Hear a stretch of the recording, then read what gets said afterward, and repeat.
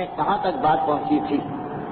پہلی تقریر جب بھی کسی سال کی ہوگی اس میں یقیناً کچھ ان باتوں کو دہرانا پڑے گا جس کے بعد اس سال کے نئے موضوع کے لیے ہماری گفتگو میں ربط پیدا ہو سکے۔ آج بھی یہی مسئلہ ہے کہ ابتدائی حصہ انہی باتوں پر مشتمل ہوگا کہ جو پچھلے سال بیان ہو رہی تھی۔ قرآن کریم کی جس آیہ مبارکہ کو آپ کے سامنے پیش کیا گیا، اس میں پروردگار عالم ذکر رسول کی اہمیت و فضیلت کو بیان کر رہا۔ بسم اللہ الرحمن الرحیم، الم نشرح لک صدرک ووضعنا عنک وزرک الذی انقض ظہرک ورفعنا لک ذکرک۔ اے حبیب، ہم نے تمہارے ذکر کو بلند کیا۔ جس رسول کا ذکر بلند کرنے کا تذکرہ خود پروردگار کر رہا، اب اس ذکر کی اہمیت کیا ہوگی یہ ہر مومن اپنے مقام پہ سمجھ سکتا ہے۔ اور اس کے علاوہ بھی قرآن نے جگہ جگہ یہ حکم دیا ہے کہ قل ان کنتم تحبون اللہ فاتبعونی، کہ نجات اس وقت تک نہیں مل سکتی جب تک انسان رسول کی پیروی نہ کرے، اور رسول کی پیروی کرنے کے لیے رسول کے حالات معلوم ہونا ضروری کہ پیغمبر اسلام نے کس ماحول میں، کن حالات میں اور کن مواقع پہ کس قسم کی سنت ہمارے سامنے پیش کی۔ میں نے اس سے پہلے بھی کئی مرتبہ اسی 65 تقاریر کے دوران اس ایک بات کا تذکرہ کیا کہ 1,24,000 انبیاء سیرت رسول کو یہ شرف اور امتیاز حاصل کہ اس میں ہر انسان کے مسئلے کا حل پایا جاتا۔ پیغمبر اسلام نے وہ زمانہ بھی دیکھا ہے جسے مصیبتوں کا دور کہا جاتا، اور پیغمبر اسلام ہی کی زندگی میں وہ دور بھی آ گیا کہ پیغمبر حاکم ہے۔ حکومت کا وہ دور بھی پیغمبر اسلام نے دیکھا ہے کہ چاروں طرف دشمن ہے اور مدینے کی اسلامی حکومت بہت کمزور نظر آ رہی، اور حکومت ہی کا وہ دور بھی دیکھا کہ اس زمانے کی سپر پاور کے برابر مدینے کی حکومتیں آ چکی ہیں ظاہری اعتبار سے۔ پیغمبر اسلام کے پاس وہ دور بھی تھا کہ ایک آدمی بھی پیغمبر کا ساتھ دینے والا نہیں بجز اہل بیت کی، اور ایک وہ دور بھی تھا کہ منافقوں کو بھی پیغمبر اسلام کا نام لینا پڑ رہا، غربت ہو یا امیری ہو، اسیری ہو، مصیبتیں ہوں، زحمت ہو، بادشاہی، یہ سارے دور پیغمبر اسلام کی سیرت میں ہمیں ملتے ہیں۔ اور سب سے بڑا پیغام یہ ملتا کہ اگر ایک انسان کسی معاشرے کو اسلامی بنانا چاہے اور کہیں پہ انقلاب لانا چاہے تو اس کا طریقہ کیا ہے، فطری طریقہ کیا ہے؟ شور ہنگامہ اپنی جگہ، لیکن فطری طریقہ ایک پیغمبر اسلام کا بتایا ہوا طریقہ کیا ہے؟ خصوصیت کے ساتھ اب ہماری گفتگو پہنچی ہی اس مقام پر کہ اللہ کے رسول مدینے میں پہنچ چکے ہیں، اور ایک مرتبہ دشمنوں کی دشمنیاں منظم طریقے سے ہو رہی، اب ان کا مقابلہ ہمیں کس طرح کرنا۔ پیغمبر اسلام کی سیرت کے اس آخری ٹکڑے کو میں بیان کر دوں جو 65ویں تقریر میں بیان ہوا۔ 17 ربیع الاول کو ولادت ہوئی، 5 سال کی عمر تک پیغمبر اسلام اپنے شہر مکے سے باہر جناب حلیمہ سعدیہ کے ساتھ رہے۔ 5 سال کی عمر میں پیغمبر واپس اپنی ماں کے پاس آتے ہیں، لیکن اسی سال والدہ کا انتقال ہوا۔ 3 سال اپنے دادا جناب عبد المطلب کے ساتھ رہے، لیکن جب پیغمبر کی عمر 8 سال کی ہوئی تو دادا کا انتقال ہو گیا۔ اب پیغمبر اسلام اپنے چچا جناب ابو طالب کی کفالت میں گئے، اور 8 سال کی عمر سے 25 سال کی عمر تک جناب ابو طالب کے ساتھ ہیں، جس دوران پیغمبر اسلام نے پہلے چچا کے ساتھ مل کے تجارت شروع کی، اور اس کے بعد پیغمبر نے اپنی تجارت کو الگ کر دیا، لیکن رہتے اسی مکان میں جو جناب ابو طالب کے مکان سے متصل۔ 25 سال کی عمر میں جناب خدیجہ سے شادی ہوئی، اور پیغمبر اپنے محلہ بنی ہاشم سے اٹھ کے جناب خدیجہ طاہرہ کے محلے میں آ جاتے ہیں۔ 30ویں سال مولائے کائنات کی ولادت ہوتی ہے، اور پیغمبر اپنے چھوٹے بھائی کو اپنے چچا سے اپنے گھر کے لیے مانگ لیتے ہیں۔ پیغمبر کی عمر 40 سال پہنچتی، اور ایک مرتبہ جبرائیل امین وہ وحی لے کے آتے ہیں کہ جو یہ نہیں بتا رہی کہ اب تمہیں رسول بنایا گیا، بلکہ وہ وحی یہ بتا رہی ہے کہ اے رسول، تم تو اس وقت رسول تھے، اب تمہیں اپنی رسالت کا اعلان کرنا۔ 3 سال تک پوشیدہ طریقے سے پیغمبر نے اسلام کو پھیلایا۔ جب 43واں سال پیغمبر اسلام کی عمر مبارک کا ہوا تو اعلان پیغمبر اسلام دین اسلام کا پیغام مکے والوں کے کان تک پہنچا رہے ہیں۔ 2 سال کے بعد 45ویں سال میں پیغمبر اسلام نے پہلی مرتبہ مسلمانوں کو حکم دیا کہ اب وہ مکے سے ہجرت کر کے جا سکتے ہیں، اور مزید 2 سال گزرتے ہیں، پیغمبر کی عمر 47 سال کی ہوتی کہ تمام مکے کے کفار مل کے پیغمبر اسلام کا بائیکاٹ کرتے ہیں، اور ایک مرتبہ شیب ابی طالب کی زحمتیں ہمارے سامنے آتی ہیں۔ 3 سال ان زحمتوں کا سامنا پیغمبر اسلام نے کیا۔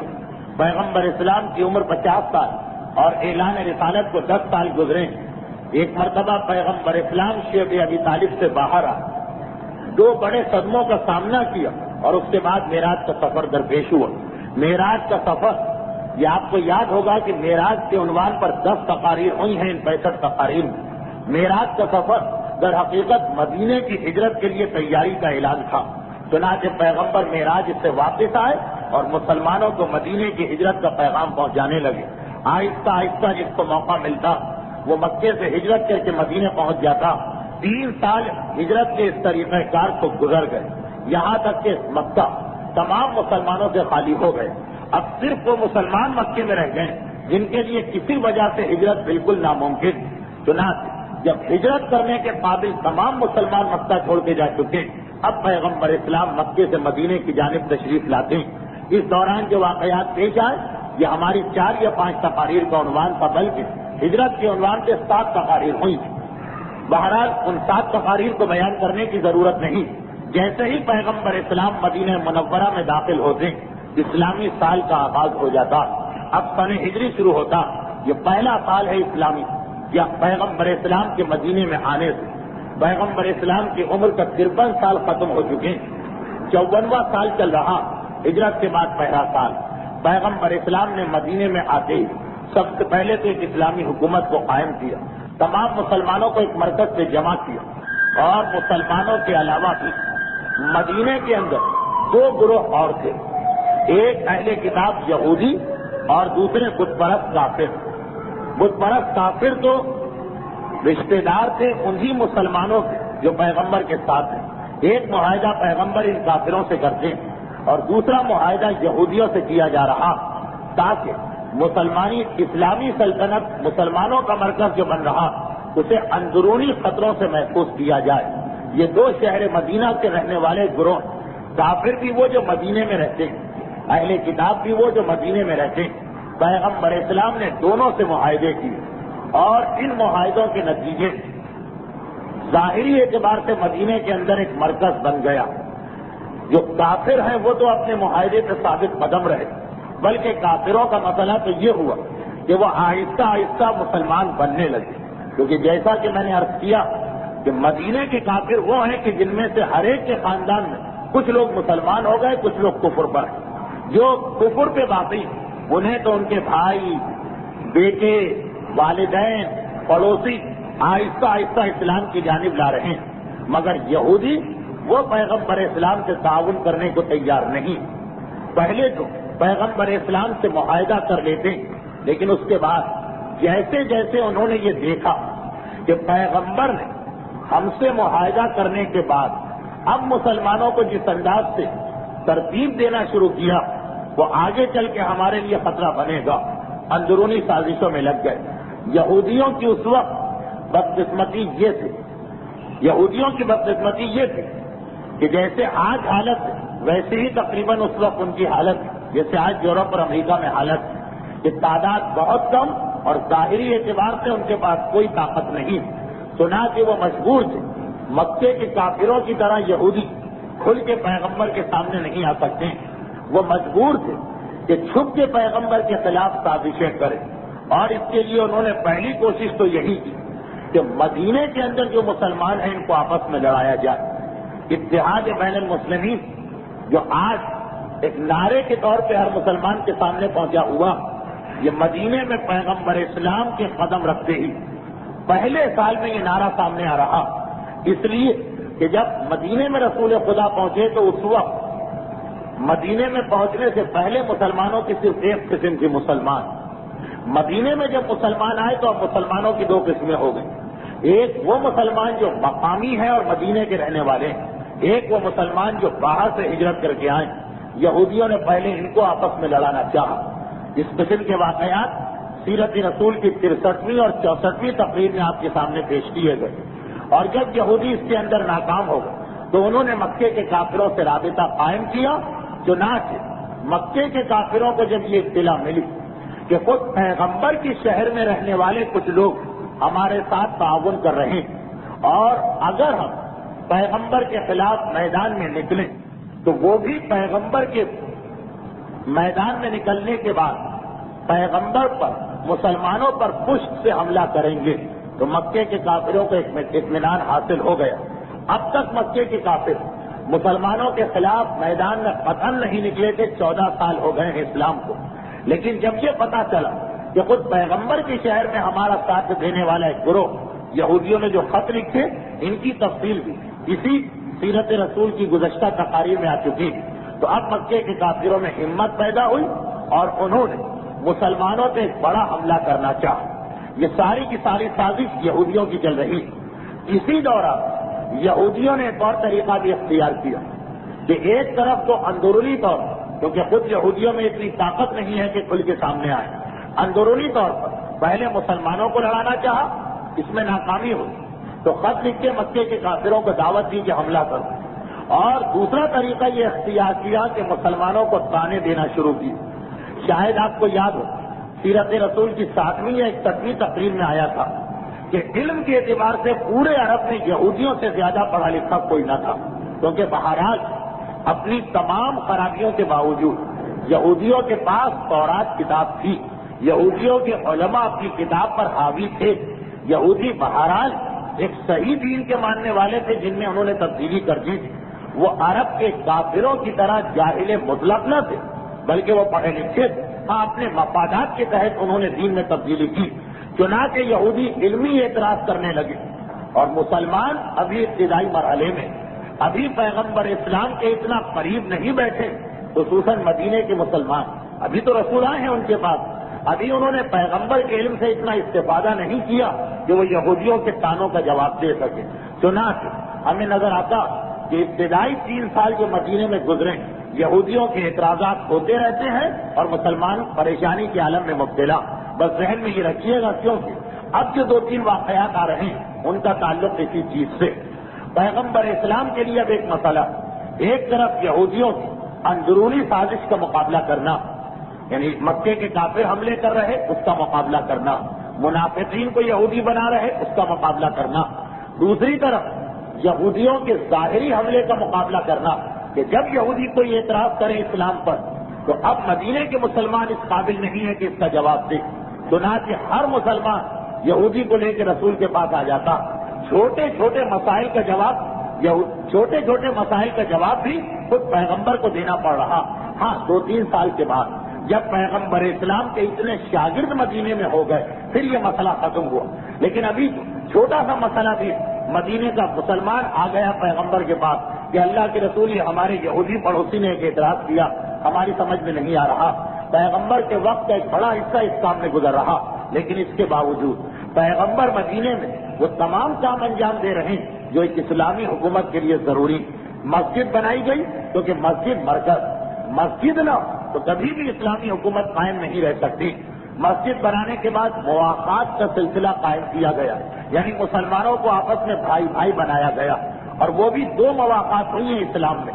پہلے پیغمبر مہاجرین میں سے ہر ایک کو دوسرے کا بھائی بنایا، اور پھر ہر مہاجر کو ایک مدینے والے انصار کا بھائی بنایا۔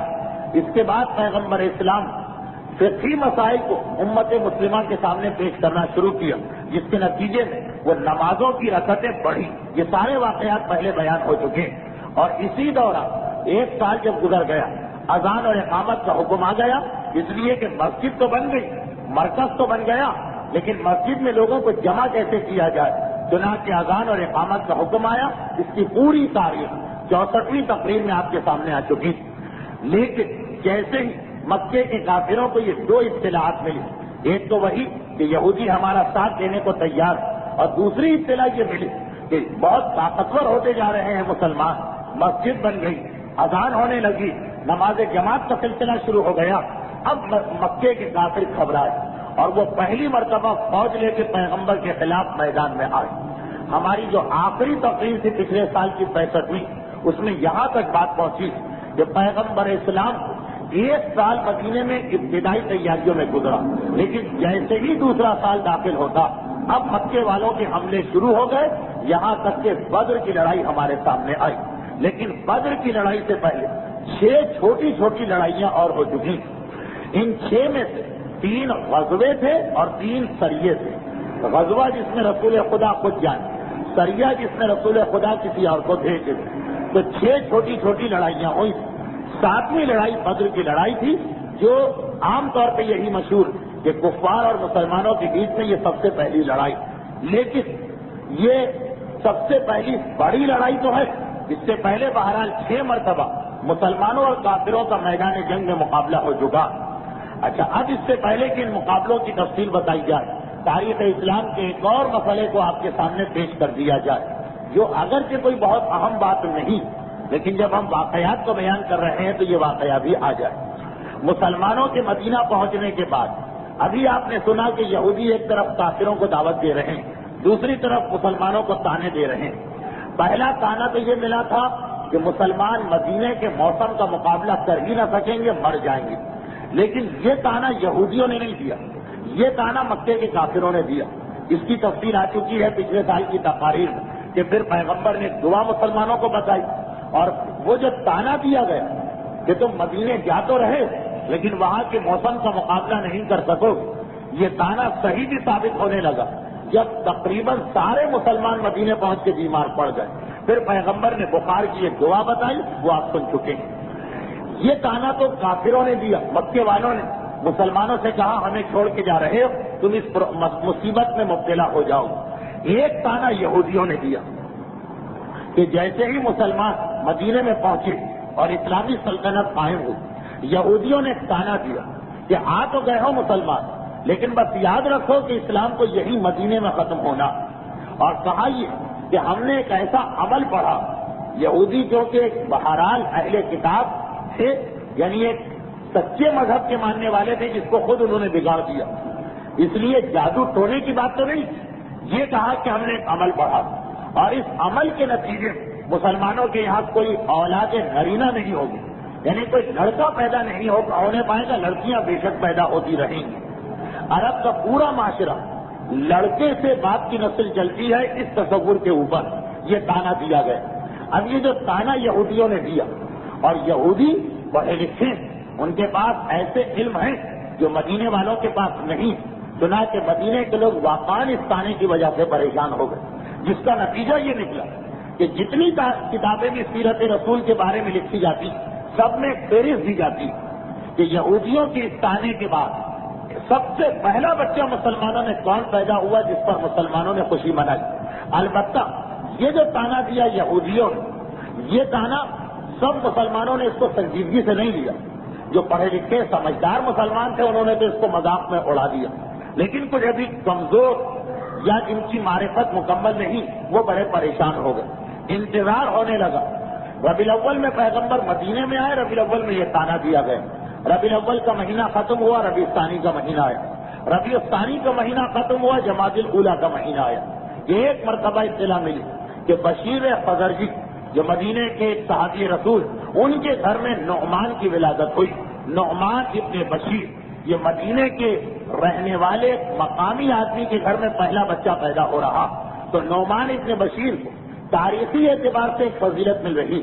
البتہ یہ کوئی مذہبی فضیلت نہیں کہ جس علاقے میں کون بچہ پہلے پیدا ہو رہا، کون بچہ بعد میں پیدا ہو رہا، شرعاً تو یہ کوئی فضیلت نہیں، لیکن تاریخ کے اعتبار سے نعمان ابن بشیر کو ایک فضیلت ملی کہ یہ پہلے بچے جو پیغمبر اسلام کے مدینے میں آنے کے بعد اس دنیا میں آتے ہیں، اور ان کی ولادت کے بعد یہودیوں نے جو تانا دیا، مسلمان سمجھے کہ اس تانے کا جواب مل گیا، چنانچہ نعمان ابن بشیر کی پیدائش پر ان کمزور اور کم معرفت رکھنے والے مسلمانوں نے خوشی منائی، اور یہ بات یہودیوں کے کان تک پہنچائی۔ یہودیوں کو جب یہ پتا چلا، انہوں نے اپنے تانے کو بدل دیا اور کہا کہ یہ نعمان ابن بشیر تو ایک مدینے والے کے گھر میں پیدا ہوا، مدینے والوں کو تو ہم نے یہ تانا دیا ہی نہیں، ہم تو ان کی بات کر رہے ہیں جو غیر مکے سے ہمارے شہر میں آئے اور ہمیں اور ہمارے پرانے ساتھیوں کو آپس میں ایک دوسرے سے دور کر دیا، ہم تو ان کی بات کر رہے ہیں کہ وہ یہاں پہ مرنے آئے، یعنی مرنے ان مانو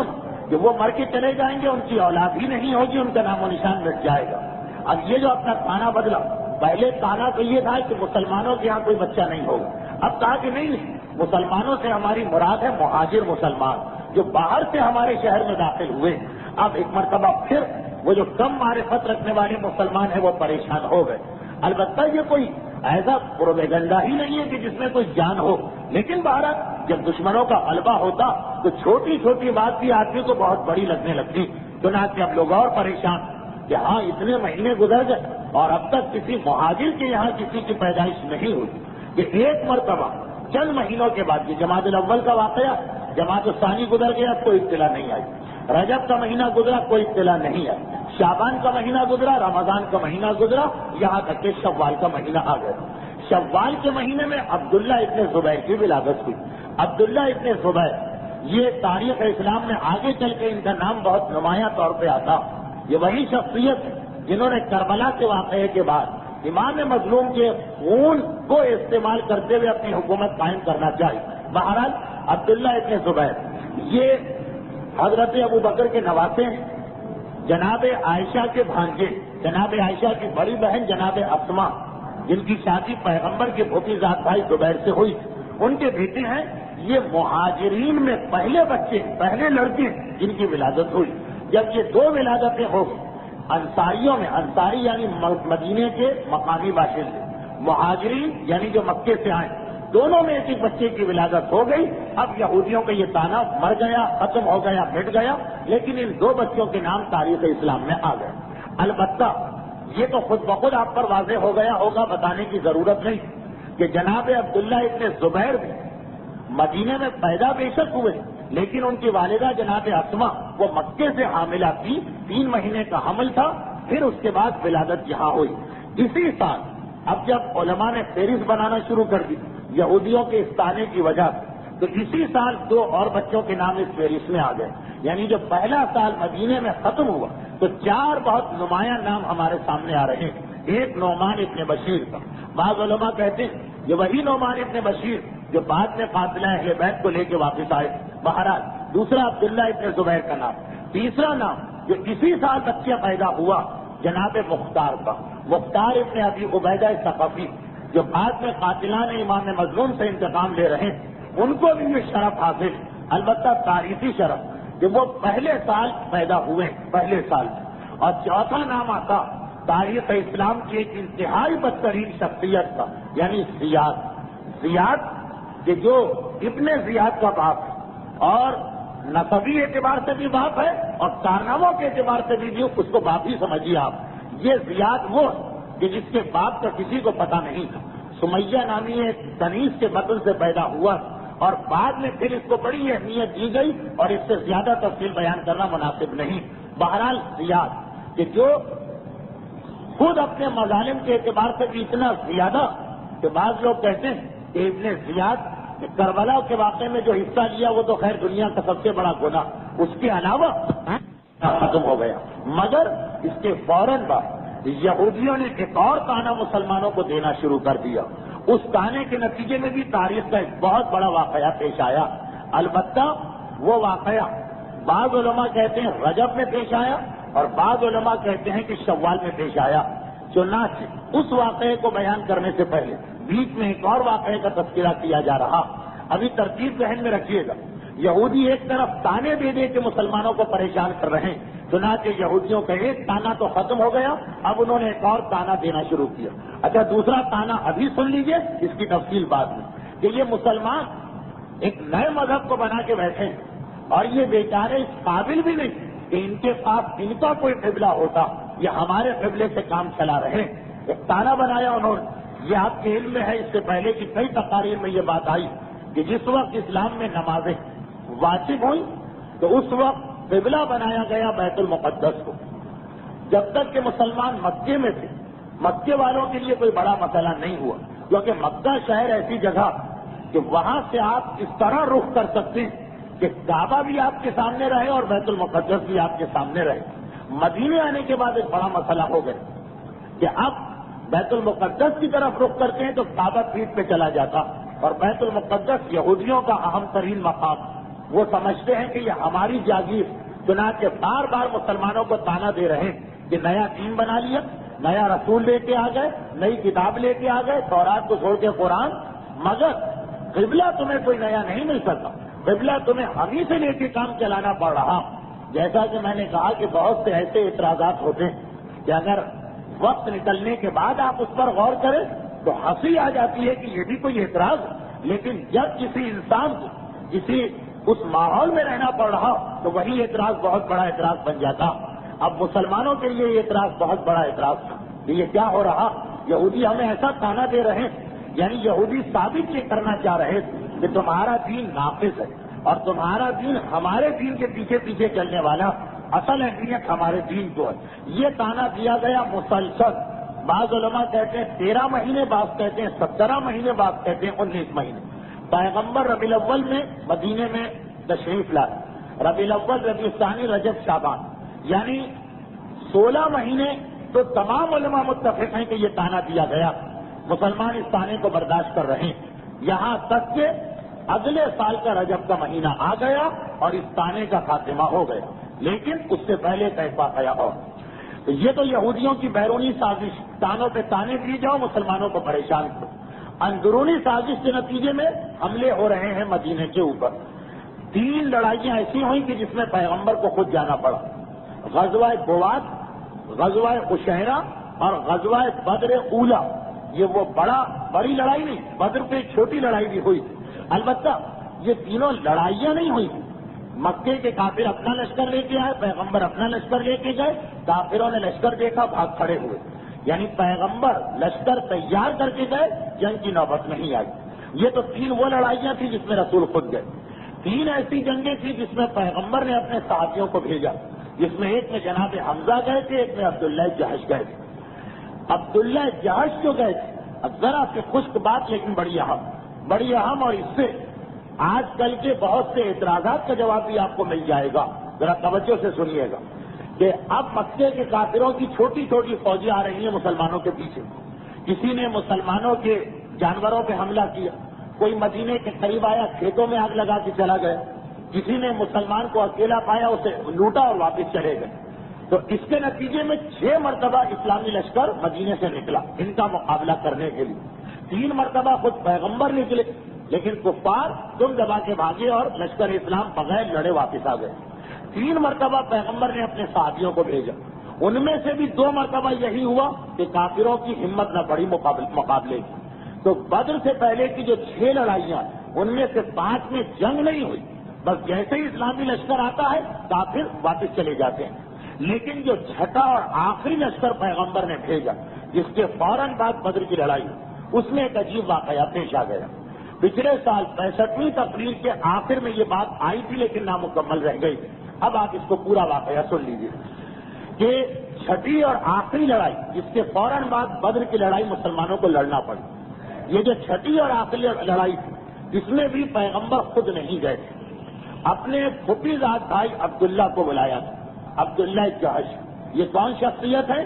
اس کی تفصیل آ چکی ہے پچھلے سال، لیکن ایک جملہ ہے، جو افراد حج اور عمرے پہ گئے اور وہ مدینہ منورہ کی زیارتیں کرتے ہوئے میدان احد کی زیارت گاہ تک پہنچے تو انہوں نے ایک چیز دیکھی ہوگی۔ میدان احد پیغمبر اسلام شہدائے احد کو 2 طریقے سے دفن کیا تھا۔ 68 شہیدوں کے لیے ایک بہت بڑی قبر تیار کرائی تھی، سب کو ایک ساتھ اس میں دفن کر دیا، اور یہ جو بڑی قبر ہے گنج شہیدہ، یہ پیچھے کی جانب واقع ہے۔ میدان احد میں جو سامنے کی قبر ہے، جہاں ہر آدمی پہلے جاتا، وہاں جناب حمزہ دفن ہے۔ لیکن اگر آپ نے غور کیا اور زیارت کے دوران تو وہ 3 قبریں ایک لائن سے بنی ہوئی، 3 قبریں۔ ایک تو جناب حمزہ کی ہے، پیغمبر کے چچا غیر معصوموں کے سید الشہداء۔ دوسری قبر ہے موصب ابن عمیر کی، یہ وہی موصب ابن عمیر کہ جو مدینے میں پیغمبر سے بھی پہلے آئے اور پیغمبر کے لیے راہ ہموار کی۔ اور تیسری قبر عبداللہ جہش کی ہے، پیغمبر کے پھوپھی زاد بھائی۔ یہ جو میدان احد میں جن کو ایک شرف ملا کہ ان 3 آدمیوں کی قبر پیغمبر نے الگ بنائی، ذہن میں لے آئے وہ لوگ کہ جنہوں نے زیارت کر لی ہے میدان احد کی، یہ تصویریں دیکھی۔ ایک لمبی سی قبر ہے جس کے 3 حصے، ایک حصے میں جناب حمزہ ہے سیدھے ہاتھ پر، اور بیچ میں موسم ہے اور الٹے ہاتھ پر پیغمبر کے خبیزات بھائی. ان کو پیغمبر اسلام بدر کی لڑائی سے پہلے جماعت الثانی یا رجب کے مہینے میں بھیجا. اور ان کا واقعہ یہ ہوا کہ اب اس سے پہلے 5 مرتبہ اسلامی لشکر مدینے سے نکل چکا. چنانچہ بار بار اطلاع آ رہی ہے کہ مکے والے پریشان کر رہے ہیں. میدان جنگ میں تو نہیں آ رہے, پریشان کر رہے ہیں. حملہ کیا, مدینے والوں کو ڈرایا, فصلوں کو آگ لگائی. تو پیغمبر نے آخر 6ٹھی مرتبہ عبداللہ جہش کو بلایا اور ان سے کہا کہ تم ایک چھوٹا سا لشکر لے کے جاؤ, مکے کے قریب جا کے بیٹھ جاؤ اور وہاں دیکھتے رہو کہ کیا واقعات پیش آ رہے ہیں, تاکہ اگر مکے سے کوئی لشکر نکلے, اب اگر کوئی لشکر پریشان کرنے کے لیے نکلے تو ہمیں فوراً اطلاع مل جائے. ایک طریقہ تو یہ ہے کہ دشمن ہمارے سر پہ آئے تو ہمیں اطلاع ملے. نہیں, پیغمبر نے کہا تم ان کے شہر کے قریب جا کے بیٹھ جاؤ تاکہ وہیں سے اطلاع مل جائے کہ لشکر آ رہا. اچھا, لشکر جو آتا ہے وہ بہرحال وقت لے گا. ایک اکیلا آدمی جو دوڑ کے اطلاع دینے آئے گا وہ جلدی پہنچ جائے گا. جنگی حکمت عملی کے اعتبار سے پیغمبر اسلام نے وہی کیا کہ دنیا میں ہر جرنیل اور ہر فوج آج کل کیا کرتی کہ پہلے سے دشمن کی جاسوسی کرو. پیغمبر 6ٹھی مرتبہ, 5 مرتبہ تو یہی ہوا کہ دشمن آیا, پیغمبر نکلے, پتا چلا وہ بھاگ گئے. 6ٹھی مرتبہ پیغمبر نے کہا نہیں, اب ہم پہلے سے اپنے لشکر کو تیار رکھیں. البتہ لشکر کا مطلب کیا ہے؟ 12 آدمی, بہت بڑا لشکر نہیں, یہ تو جاسوسی کرنے کے لیے پارٹی یا ٹیم بھیجی جا رہی. عبداللہ جہش کو پیغمبر نے بلایا. یہ واقعہ یہ جماعت الثانی میں پیش آیا یا رجب میں پیش آیا؟ اچھا, مہینے کی بھی اس واقعے میں ایک اہمیت ہے. پیغمبر نے عبداللہ جہش سے کہا کہ تمہیں کل جانا ہے اور صبح سویرے مسجد میں مجھ سے ملاقات کرتے ہوئے نکل جانا. صبح کو عبداللہ جہش آئے پیغمبر کے پاس, اللہ کے رسول کیا حکم ہے؟ پیغمبر نے کہا کہ اپنے ساتھ کے فلاں 12 آدمیوں کو لے جاؤ اور ایک خط میں تمہیں دے رہا ہوں, بالکل بند کر کے مہر لگا کے یہ خط لے جاؤ. مدینے سے نکلو, مکے کی طرف جاؤ. 3 دن تک اس خط کو کھول کے نہ پڑھنا. 3 دن کے بعد اس خط کو پڑھنا اور پھر اس کے اوپر عمل کرنا. مدینے سے مکے اگر آج ہم جائیں, ایک اچھی گاڑی ہو تو 4 گھنٹے میں پہنچ جاتے ہیں, ایک بس ہو تو 6 گھنٹے میں پہنچ جاتے ہیں. لیکن پہلے زمانے میں 13 دن کا سفر تھا. پیغمبر نے کہا 3 دن جب مدینے سے دور ہو جاؤ تو میرا خط پڑھنا. یہ کہہ کے پیغمبر نے خط دیا. 12 آدمی کو عبداللہ جہش نے خود جمع کی اور ان کو لے کے نکلے. 3 دن جب مدینے سے دور پہنچے تو اس خط کے اوپر جو مہر لگی تھی اس کو توڑ کے خط نکالا. پیغمبر نے کہا کہ تمہیں نخلا مقام پہ ٹھہرنا.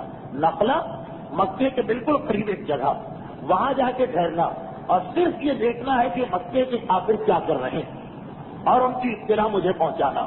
یہ پیغمبر اسلام نے ان کو حکم دیا. مدینے سے 3 دن دور آ چکے. جب یہ حکم انہوں نے سنا تو ایک مرتبہ اپنے 12 آدمیوں سے کہا کہ دیکھو ہماری یہ ذمہ داری, لیکن مکے کے اتنا قریب ہم جا کے بیٹھے, ہر وقت ہم کو ڈر ہے کبھی بھی دشمن حملہ کر سکتا. میں دوسرے الفاظ میں آج کی بات کروں کہ اگر آپ کسی جاسوس کو بھیجتے ہیں دشمن کے علاقے میں جاسوسی کے لیے تو اس کی جان ہر وقت خطرے میں ہوتی, پکڑا گیا تو سیدھی موت ہے. عبداللہ جہش نے اپنے 12 آدمیوں سے کہا کہ اصل کام ہم کو ایسا دیا گیا کہ ہر وقت اس میں شہادت کا امکان, تو وہی میرے ساتھ چلے جو شہید ہونے کے لیے تیار. میں تو جاؤں گا کیونکہ میرے لیے حکم رسول, تم میں سے جو شہید ہونے کے لیے تیار ہے وہ میرے ساتھ چلے. 12 آدمیوں میں سے 10 آدمیوں نے کہا ہم چلیں. 2 آدمیوں کا مسئلہ یہ ہوا کہ ان کا ایک بہت ہی قیمتی اونٹ کھو گیا. انہوں نے کہا کہ ہمیں پہلے اس کی تلاش کرنا. اچھا, ہمارے یہاں لوگ جو روایتیں پڑھتے اور سنتے ہیں تو ان کو پتہ ہی نہیں چلتا کہ وہ کیا سن رہے ہیں. جیسے اگر اونٹ کھو گیا تو لوگ ایک مرتبہ کہیں گے کہ یہ کون سا بڑا مسئلہ, لیکن نہیں, پہلے زمانے میں گھوڑے کا مطلب تھا جیسے کوئی گاڑی اور اونٹ کا مطلب تھا جیسے کوئی بس یا ہوائی جہاز یا کوئی ٹرک, یعنی لاکھوں کی یہ چیز, لاکھوں کی. تو انہوں نے کہا کہ اونٹ ہمارا کھو گیا, ہمیں اس کی تلاش کرنا, پھر ہم آ جائیں گے. تو ہمیں تو اجازت دے دی جائے, کیونکہ پیغمبر نے اپنے خط میں صرف عبداللہ سے کہا تھا کہ میں تمہیں حکم دے رہا ہوں. تو عبداللہ نے کہا ٹھیک ہے تم آزاد. 2 آدمی ایک کونے میں چلے گئے اپنا اونٹ ڈھونڈنے, 10 آدمی آ گئے. یہ لوگ مکے کے قریب مقام نخلا ایک جگہ, وہاں جا کے بیٹھ گئے. اچھا, اب اسی دوران طائف سے مکے کے کچھ سردار واپس آ رہے ہیں. طائف سے مکے کی جانب آ رہے ہیں تجارت کا سامان لے کے. ان کے ساتھ منقع ہے. منقع ہے کھجور کی درخت کی چھال ہے اور بہت ہی قیمتی برتن. وہ واپس آ رہے ہیں مکے کی طرف. طائف سے مکے کے راستے میں وہ جگہ پڑتی ہے جہاں پہ جاسوسوں کی یہ پارٹی بیٹھی ہوئی ہے، عبداللہ جہش کا لشکر۔ ایک دم سے نہ طائف سے آنے والوں کو پتا ہے کہ یہاں کوئی بیٹھا ہوگا، نہ عبداللہ جہش کو معلوم ہے کہ اس راستے پہ کوئی ایک دم سے آ جائے۔ اب ایک دم سے آمنا سامنا ہو گئے، البتہ آمنا سامنا اس طرح کہ عبداللہ جہش تو ذرا پھر بھی چھپے بیٹھے تھے، دور سے پتا چل گیا کہ وہ لوگ آ رہے ہیں، لیکن پرانا زمانہ ایک ہی راستہ، وہ آگے بڑھیں گے تو ضرور ہم کو دیکھ لیں گے۔ اب عبداللہ جہش اور ان کے ساتھیوں میں ایک میٹنگ ہو گئی کہ ہم کیا کریں، یہ لوگ ضرور ہم کو دیکھیں گے، اب ہم کیا کریں؟ ہمارے لیے اس وقت کیا مسئلہ، اپنے آپ کو چھپانا بھی ہے، کیونکہ مکے والوں کو اگر اطلاع مل گئی کہ ہم ان کے اتنا قریب بیٹھے ہوئے تو ہم مارے بھی جائیں گے اور پیغمبر کا مقصد بھی پورا نہیں ہوگا جاسوسی کا۔ چنانچہ ان لوگوں کو تو کسی طرح یہاں پہ روکنا۔ اب کیا کیا جائے؟ اچھا، یہ کیا کیا جائے گا مسئلہ اس لیے پیدا ہوا کہ یہ جماعت الثانی کے مہینے کی 29 تاریخ تھی۔ آپ کے علم میں ہے کہ عربوں میں اسلام سے پہلے سے 4 مہینے احترام کے مہینے کہلاتے ہیں جن میں جنگ بالکل ممنوع، حتیٰ یہ کہ جاہلیت میں بھی جب بالکل وہ لوگ وحشی اور جنگلی تھے 4 مہینوں میں کوئی جنگ نہیں کرتے تھے۔ ایک رجب کا مہینہ تھا اور 3 حج کے مہینے تھے، یعنی ذی القعدہ، ذی الحجہ اور محرم۔ یہ 3 مہینے حج کے، ذی الحجہ میں حج ہوتا تو ذی القعدہ سے 1 مہینے پہلے سے جنگیں بند ہو جاتی اور حج کے 1 مہینے بعد تک جنگ بند رہتی، تاکہ جو قافلے آ رہے ہیں ان کو آنے میں آسانی رہے، جو واپس جا رہے ہیں واپسی میں آسانی رہے۔ تو 3 تو حج کے مہینے، چوتھا رجب کا۔ رجب کے مہینے میں جنگ کیوں بند ہوتی تھی؟ کیونکہ رجب میں عرب میں عمرے کا رواج تھا، جو حضرت ابراہیم کی سنت۔ آج بھی ہمارے پاس، ہم شیعوں کے پاس عمرے کے لیے رجب کا ثواب زیادہ ہے رمضان سے بھی۔ ہماری حدیثوں میں رجب کی اہمیت، رجب کے عمرے کی اہمیت زیادہ۔ تو رجب میں عمرہ ہوتا تھا پورے عرب کا اور ذی الحجہ میں حج ہوتا تھا پورے عرب کا، تو اس کی وجہ سے رجب میں ساری جنگیں بند۔ 29 جماعت الثانی کو یہ واقعہ پیش آیا، رات ہو رہی۔ اب ایک مسئلہ کہ اگر چاند آج نکل آیا تو رجب کا مہینہ شروع ہو گئے، اس کا مطلب یہ ہے کہ ہم جنگ نہیں کر سکتے۔ اگر چاند نہیں نکلا تو پھر ابھی یعنی اگلی تاریخ 30 کی ہو گئی تو ہمیں جنگ کرنے کی اجازت۔ یہ تو طے کر لیا عبداللہ جہش کے ساتھیوں کہ بہرحال ہمیں اس لشکر کو روکنا، یہ لشکر نہیں ہے، یہ تاجر جا رہے ہیں، ان کو ہمیں روکنا، اس لیے کہ اگر ہم نے ان کو چھوڑ دیا تو یہ مکے پہنچ جائیں گے، ہماری اطلاع پہنچ جائے گی، وہاں رات کھل جائے گا، لیکن روکنے کے لیے جنگ کرنا ہوگی۔ چاند نکل آیا ہے تو ہم جنگ نہیں کر سکتے کیونکہ رجب شروع ہو گئے، چاند نہیں نکلا تو ہمیں جنگ کرنے کی اجازت۔ معلوم نہیں کیوں، شاید کسی نے گواہی دے دی ہے کیا، یہ طے کیا ان لوگوں نے کہ چاند نہیں نکلا، بلکہ اس کی وجہ تو واضح کہ چاند نظر نہیں آیا ان کو، انہوں نے کہا چاند نہیں نکلا ہے، چنانچہ ابھی رجب شروع نہیں ہوا، چلو آگے بڑھ کے حملہ کرو۔ اب عبداللہ جہش کے 10 ساتھی آگے بڑھ کے مکے کے اس قافلے پہ حملہ کرتے ہیں، اس میں 4 یا 5 آدمی تھے بس۔ عمر حضرمی بہت ہی ظالم قریش کا سردار جس نے مسلمانوں پہ بڑے ظلم کیے، وہ مارا گیا۔ اور تاریخ اسلام میں یہ یاد رکھیے کہ پہلا کافر جو مسلمانوں کے ہاتھ سے مرا ہے وہ عمر حضرمی۔ بہت کم لوگوں کو یہ چیز معلوم، کیونکہ یہ واقعہ پڑھا ہی نہیں جاتا۔ سب سے پہلا کافر جو مسلمانوں کے ہاتھ سے مرا اس کا نام ہے عمر حضرمی، اور اسے عبداللہ جہش کے ساتھی واقد نے مارا، وہ مارا گیا، اور اس کے 2 ساتھی گرفتار ہو گئے، حتم ابن کیسان اور عثمان ابن عبداللہ۔ تاریخ اسلام سب سے پہلے قیدی جو بنائے گئے وہ یہ 2 قیدی۔ پہلے کافر جو مارا گیا عمر حضرمی، حضرمی کیونکہ وہ حضر موت سے تعلق رکھتا، اور سب سے پہلے قیدی جو بنے تاریخ اسلام میں وہ 2 آدمی، حکم ابن کیسان اور عثمان ابن عبداللہ۔ اور میدان جنگ میں جو سب سے پہلا تیر چلا وہ اسی لڑائی کے اندر چلا۔ اس سے پہلے کی 5 جنگوں میں تو آمنا سامنا ہی نہیں ہوا، مسلمان نکلے تو کافر بھاگ گئے۔ یہ 2 واقعات اس جنگ کے دوران یہ 2 واقعات پیش آئے، پہلا کافر جو مرا، پہلا کافر جو قیدی بنا۔ اس کے علاوہ پہلا مال غنیمت جو مسلمانوں میں تقسیم ہوا، وہ بھی ابھی بات آگے آ رہی ہے۔ تو 3 آدمی بڑے بڑے تھے، ایک مارا گیا، 2 قیدی ہو گئے، اور ان کا جتنا تجارت کا مال یہ مال غنیمت سمجھ کے عبداللہ جہش نے اپنے ہاتھ میں لے لیا، لیکن باقی غلام تو بھاگ گئے جو غلام تھے اس قافلے میں۔ اب عبداللہ جہش نے کہا کہ ہمیں واپس چلنا چاہیے مدینے کی جانب، جو سردار ہے وہ مارے گئے، اب غلام ہے غلام ایک دم سے مکے میں جا کے اطلاع نہیں گئی، پہلے تو ایک چھپ کے بیٹھ جائیں گے اپنی جان بچانے کے لیے، ایک دو دن کے بعد جب انہیں اطمینان ہوگا دشمن چلا گیا تو نکل کے مکے جائیں گے۔ مکے والے بھی غلام کی بات پہ فوراً بھروسہ نہیں کریں گے، تحقیق کروائیں گے، لیکن اگر یہ سردار مکے پہنچ جاتے تو فوراً مکے والے نکل آتے، یہ چیز ذہن میں رکھیے گا۔ چنانچہ عبداللہ جہش نے کہا ہمیں 2-3 دن مل گئے ہیں کہ ہم مکے سے دور جا سکتے ہیں، چلو سیدھے مدینہ۔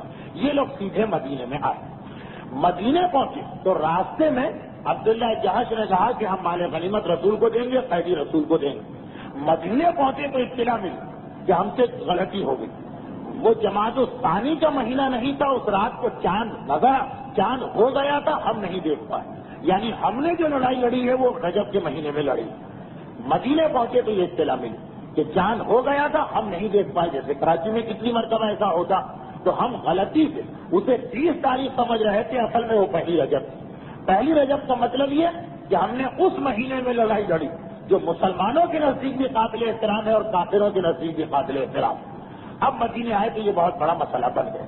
ادھر مکے کے کافروں نے فوراً پیغمبر کے نام خط لکھا اور اس خط میں یہی تانا دیا کہ تم اپنے آپ کو اللہ کے رسول کہتے ہو، معاذ اللہ ان کا خط کا جملہ یہ، تم اپنے آپ کو اللہ کے رسول کہتے ہو اور تمہارا یہ دعویٰ ہے کہ اسلام امن و صلح کا مذہب، لیکن تم نے تو وہ ظلم کیا جو کبھی ایک کافر بھی نہیں کر سکتا، کہ رجب کے مہینے میں تم نے ایک آدمی کا خون بہایا، ہم کافر بھی رجب کے مہینے میں خون نہیں بہاتے۔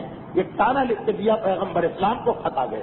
ادھر عبداللہ جہش آئے، ادھر مکے والوں کا تانا آ گیا۔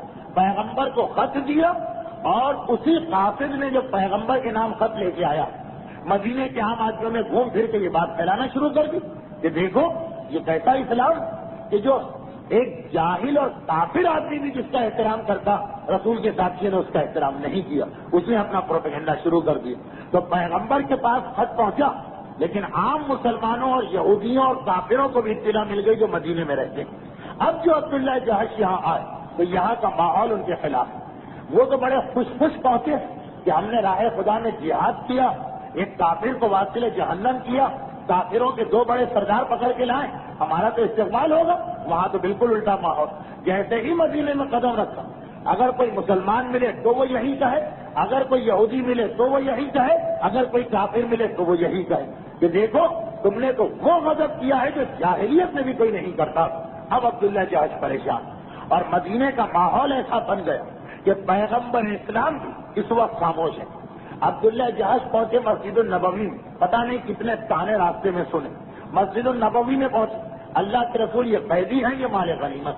پیغمبر نے کہا کیوں کہ احترام والے مہینے میں یہ لڑائی ہوئی، اس لیے نہ میں مال غنیمت لوں گا فی الحال، نہ کوئی قیدی لوں گا۔ پیغمبر نے کوئی تانا ان کو نہیں دیا، پیغمبر کو معلوم بھی ہے کہ اصل حقیقت کیا، لیکن پیغمبر یہ چاہتے ہیں کہ ان کی صفائی میں پیش نہ کروں بلکہ قرآن کی آیت نازل ہو جائے۔ پیغمبر اسلام نے صرف یہ کہا کہ چونکہ رجب میں یہ لڑائی ہوئی اس لیے ان دونوں چیزوں کو میں ہاتھ نہیں لگا رہا ہوں۔ اب عبداللہ جہش اور پریشان، یہ مدینے کے لوگ تو تانا دے ہی رہے، پیغمبر نے بھی ہماری لڑائی کو صحیح نہیں مانا، اسی لیے مال غنیمت کو قبول نہیں کیا، اسی لیے قیدیوں کو قبول نہیں کیا۔ اب یہ لوگ اور پریشان۔ یہ تو سارا واقعہ یہاں تک تو متفق ہے۔ ایک چیز صرف اس میں کہ ہمارے علماء نے یہ لکھا کہ یہ جماعت الثانی اور رجب میں کنفیوژن ہو گئے، لیکن بعض علماء اہل سنت نے یہ لکھا کہ نہیں، الٹا معاملہ تھا۔ الٹا کا مطلب یہ کہ عبداللہ جہش رجب میں گئے تھے اور وہ آخری رجب کی تاریخ تھی، جب کسی نے کہا چاند ہو گیا تو یہ لوگ سمجھے کہ شعبان شروع ہو گیا، شعبان کوئی احترام کا مہینہ نہیں، اس لیے انہوں نے لڑائی لڑی۔ بہرحال واقعہ کچھ بھی ہو، خلاصہ اس کا یہی۔ اب عبداللہ جہش پہنچے، مال غنیمت آیا، قیدی آیا، لیکن مکے کے کافروں کا خط بھی آ گیا پانے والا۔ پیغمبر اسلام کو اب اس کا جواب دینا، لیکن پیغمبر خود جواب نہیں دینا چاہتے ہیں کہ پروردگار کی بارگاہ سے جواب آئے۔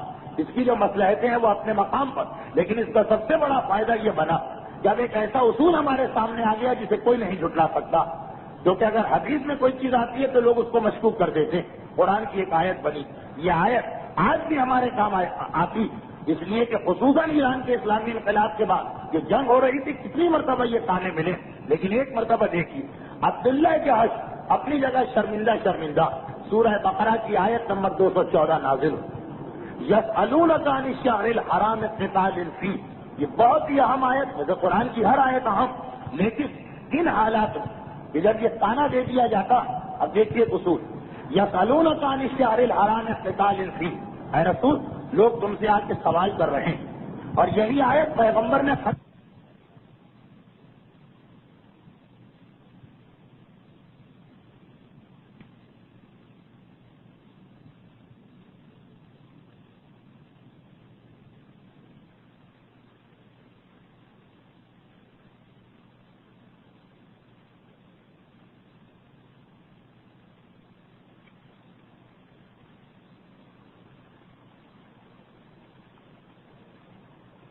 احترام کے مہینے میں جنگ کرنا یہ بہت بڑی غلطی، کبیر یہ ایک بڑی غلطی تو قرآن نے نہیں چاہیے، ایک بہت بڑا مسئلہ، قتال فیہ کبیر ایک بہت بڑی چیز ہے، کوئی معمولی چیز نہیں ہے احترام والے مہینے کی لڑائی۔ لیکن اس کے بعد دیکھ قتال فیہ کبیر، یقیناً جنگ ایک بڑی چیز، قرآن بھی مان رہا رسول بھی مان رہا ہے، لیکن اس کے بعد پھر قرآن کی آیت آگے بڑھ رہی، لیکن ان سے سوال کرو، جنگ تو بہت بڑی چیز، لیکن وَصَدٌّ عَن سَبِيلِ اللَّهِ وَكُفْرٌ بِهِ وَالْمَسْجِدِ الْحَرَامِ وَإِخْرَاجُ أَهْلِهِ مِنْهُ أَكْبَرُ، لیکن ان کو یہ بات بتاؤ کہ احترام کے مہینے میں لڑائی تو ایک بہت بڑی چیز، لیکن لوگوں کو اللہ کے راستے پہ چلنے سے روکنا، اللہ کا انکار کرنا، مسجد الحرام میں رہنے والوں کو وہاں سے ہجرت پہ مجبور کرنا، اکبر، یہ اس سے بھی بڑی چیز، جسے تم کہہ رہے چلو مان لیا ہم نے کہ یہ غلطی، لیکن تم جو کر رہے ہو وہ تو اس سے بھی بڑی غلطی، والفتنة أكبر من القتل، پھر یہ آیت یہاں ختم ہوئی کہ یاد رکھو تم تو یہ شور مچا رہے ہو کہ احترام کے مہینوں میں قتل ہو گئے، لیکن قتل سے بڑی چیز فتنہ فساد، رجب کے مہینوں میں تم فتنہ برپا کرتے پھرو، شیخ ابی طالب نے 3 سال ان لوگوں کو قیدی رکھا گیا،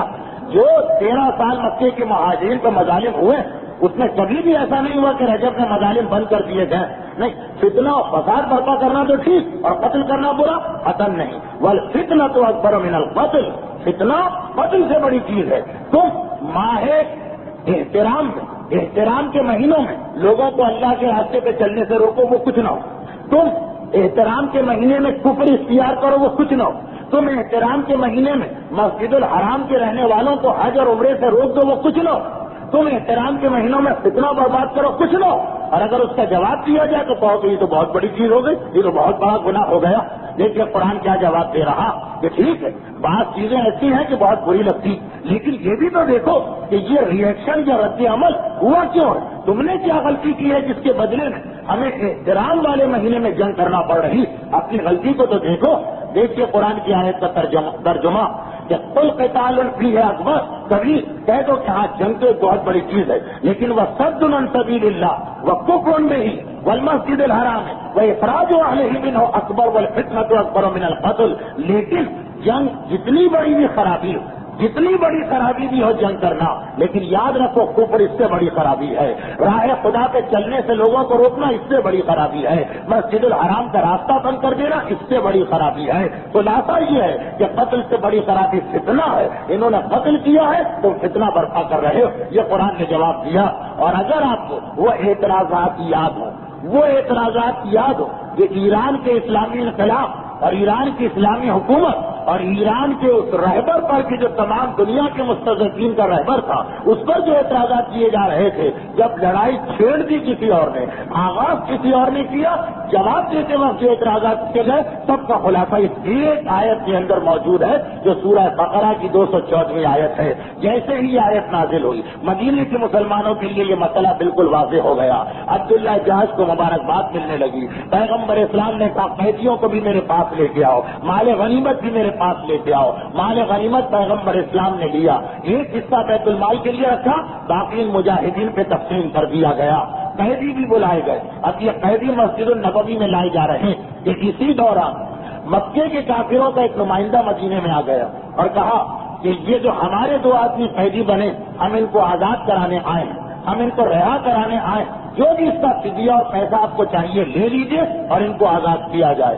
پیغمبر اسلام نے جواب دیا کہ یہ جو عبداللہ جہاز کا لشکر گیا، اس کے 2 آدمی اونٹ کی تلاش میں نکلے، وہ مکے کی طرف گئے، جب تک کہ ان کی کوئی اطلاع نہ آئے اس وقت تک قیدیوں کو آزاد نہیں کیا جائے گا، کیونکہ اگر یہ اطلاع ملی کہ وہ مکے کے کافروں نے ان کو راستے میں پکڑ کے شہید کر دیا تو اس کے بدلے میں ان کو مارا جائے گا، یہ قصاص ہے، یہ اسلام کا حکم ہے۔ اور اگر وہ خیریت سے واپس آ گئے تو ان کے مسئلے کو طے کیا جائے گا۔ مکے کا کافر ٹھہر گئے مدینے کے اندر، اسی ہفتے کے اندر اندر وہ 2 آدمی بھی اپنا اونٹ لے کے آ گئے، یہ مسئلہ ختم ہوا۔ پیغمبر نے کہا لے کے آؤ قیدیوں کو۔ حکم ابن کیسان، عثمان ابن عبداللہ، یہ پہلے 2 آدمی ہیں کہ جو قیدی بنے، پہلے 2، ان دونوں کو لایا گیا۔ پیغمبر اسلام نے ان سے کہا کہ تمہیں آزاد کروانے کے لیے مکے سے ساتھی آ گئے، تم ان کے ساتھ جا سکتے ہو، لیکن اس سے پہلے کہ تمہیں آزاد کیا جائے ایک فریضہ ادا کر دیا جائے۔ پیغمبر نے ان کے سامنے اسلام پیش کیا، وہ جو امر بالمعروف ہمارے لیے ہے پیغمبر اس پہ عمل کر رہے ہیں کہ تمہیں آزاد تو کرنا لیکن پہلے تمہیں اسلام بتا دیا جائے کیا۔ اسلام کا پیغام پیش کیا، حکم ابن کیسان پہ اثر ہوا، اس نے اسی وقت کلمہ اسلام پڑھا اور کہا کہ مجھے واپس مکہ نہیں جانا۔ چنانچہ وہ مدینے میں ٹھہر گئے اور پیغمبر کے ساتھ ایک طویل عرصے تک رہے۔ اس کے بعد وہ جو کافروں نے دھوکہ دیا تھا مسلمانوں کو، اس واقعے میں وہ مارے گئے، شہید ہوئے۔ واقعہ بعد میں آئے گا، خلاصہ سن لیجیے۔ کئی سالوں کے بعد عرب کے قبیلے نے جو مسلمانوں سے بہت ہی زیادہ نفرت کرتا تھا، لیکن جب یہ دیکھا کہ ہمارے سردار بدر، احد، خندق تینوں لڑائیوں میں مارے گئے تو اب یہ تو سمجھ گئے کہ ہم مسلمانوں سے مقابلہ نہیں کر سکتے۔ انہوں نے دھوکے سے کام لیا، آئے پیغمبر کے بعد، اللہ کے رسول ہمارا قبیلہ مسلمان ہونا چاہتا لیکن ہم لوگوں کو پتہ ہی نہیں کہ قرآن کیا ہے، حدیث کیا ہے، شریعت کیا۔ آپ کوئی 15-20 ایسے صحابی بھیجیے جو ہمیں پڑھائے، ہمیں تعلیم دے۔ پیغمبر نے 15 یا 20 صحابیوں کو ان کے ساتھ بھیجا، لیکن یہ سب دھوکہ اور فراڈ تھا۔ انہیں لے کے گئے اپنے قبیلے میں، سارا قبیلہ کافر، اور ایک کنواں تھا، معونہ کنواں، وہاں جا کے ان سب کو بے دردی کے ساتھ شہید کیا اور اسی کنویں میں ان کی لاشیں ڈال دی گئی۔ اس واقعے میں حکم ابن کیسان بھی شہید ہوئے تھے، جو دھوکہ دے کے کچھ کافر ان کو لے کے گئے تھے کہ ہمیں ان سے پڑھنا اور تعلیم حاصل کرنا۔ دوسرا کافر عثمان ابن عبداللہ، اس نے پیغمبر کی دعوت اسلام کو سنا، انکار کر دیا، کہا کہ نہیں، میں اپنے بزرگوں کا دین نہیں چھوڑ سکتا۔ پیغمبر نے کہا پھر جاؤ، وہ گیا مکے میں اور اسی کفر کی حالت میں چند سالوں کے بعد مر گیا۔ یہ عبداللہ جہاز کا واقعہ ماہ رجب کی پہلی تاریخ کو پیش آیا۔